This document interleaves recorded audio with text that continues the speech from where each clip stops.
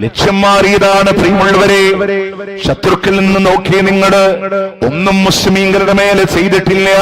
ഒരു ബില്ല് നടപ്പാക്കുമെന്ന വാക്കുമെന്നപ്പോഴേ ഏതെങ്കിലും രീതിയിലൂടെ ഹൃദയം നൊന്നിട്ടുണ്ടെങ്കിൽ പ്രിയമുള്ളവര് ശ്രദ്ധ ചെലുത്തേണ്ട ഭാഗങ്ങളിലൂടെ ശ്രദ്ധ ചെലുത്താ.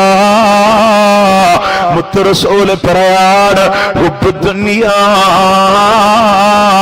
ദുനിയാവിനോടുള്ള അമിതമായ ഇഷ്ടമുണ്ട്, വകറാഹിയത്തുൽ മൗത്ത്, മരണത്തോടുള്ള വെറുപ്പാ. അല്ലാഹുവിന്റെ അടുക്കലുള്ള പ്രതീക്ഷയല്ല, മരണത്തോട് ഇഷ്ടമില്ല. ദുനിയാവിനെ വെട്ടിപ്പിടിക്കാൻ പ്രിയമുള്ളവരെ എവിടെയെങ്കിലും നമ്മുടെ മനസ്സുകളിലൂടെ ഭയം വരുന്നുവെങ്കിലോ ആലോചിക്കണേ പ്രിയമുള്ളവര്, നമ്മുടെ ലൈഫ് സ്ട്രൈറ്റ് അല്ല. എവിടെയോ അപാകതകൾ ഉള്ളത് കൊണ്ടാണ് ഭയം നമ്മുടെ മനസ്സുകളോട് കീഴ്പ്പെടുത്തുന്നുവെങ്കിലോ വിശ്വാസിക്ക് നിർഭയത്വം മാത്രമേ ഉള്ളൂ. കാരണം എന്താണ്? മനുഷ്യനോടൊന്ന് ലക്ഷ്യം മാറിയതാണ്, ദുനിയാവിനോടാണ് ഇഷ്ടമെങ്കിലോ ആദം സന്തതികളുടെ പ്രശ്നം പ്രവാചകൻ പറയാണ്, എന്റെ ഉമ്മത്തിന്റെ ഏറ്റവും വലിയ ഫിത്ന എന്താണെന്നറിയുമോ? ഫിത്നതു ഉമ്മത്തിൽ മാൽ.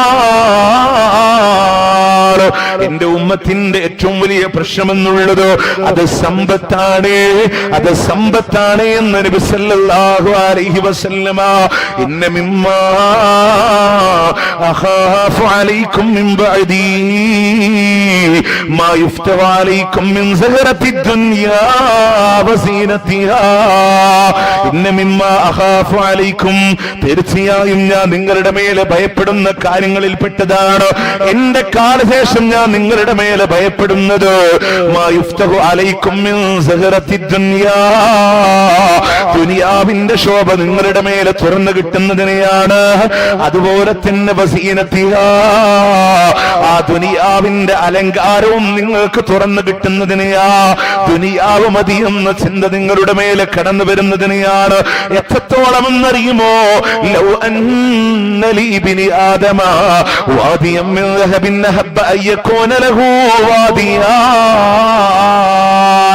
സ്വർണത്തിന്റെ ഒരു താഴ്വര തന്നെ, സ്വർണത്തിന്റെ ഒരു താഴ്വര തന്നെ അല്ലാഹു ആദം സന്തതിക്ക് കൊടുത്താലെ പോലും അഹബ്ബ അയകൂന ലഹു വാദിയാ, രണ്ടാമതൊരു താഴ്വര കിട്ടാൻ വേണ്ടി അവൻ കൊതിച്ചുകൊണ്ടിരിക്കുന്നുണ്ട്.